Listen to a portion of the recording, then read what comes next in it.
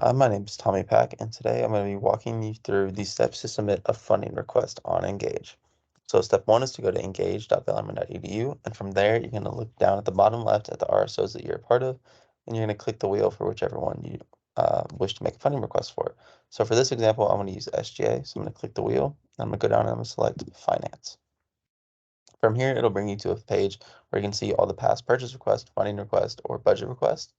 And I'm going to go to this blue section up here. I'm going to click create request and then create funding request.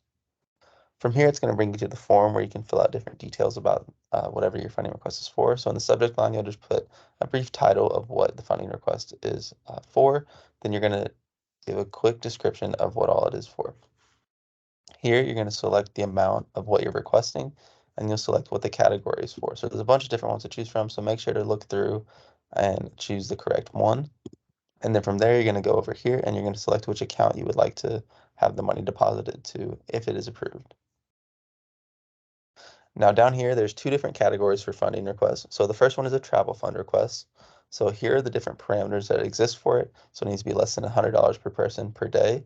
It needs to be for 2 nights or less, $1,000 total, and for RSO related travel only.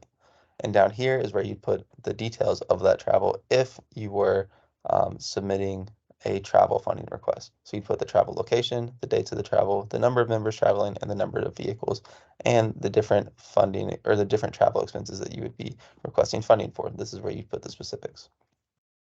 So the second category for funding requests is additional non-travel funding. This will be for different things like t-shirts if you'd like to, or just in general money that your RSO might need. So you'll put where items would be purchased from, what the description of what you would like the funding for would be. So if you were getting different items, this is where you put the website links. But if you were just asking for general funding, then you could just explain why you need that here as well. Down here, you want to make sure you click this box and you verify the funding request is for an approved event or for an approved purpose.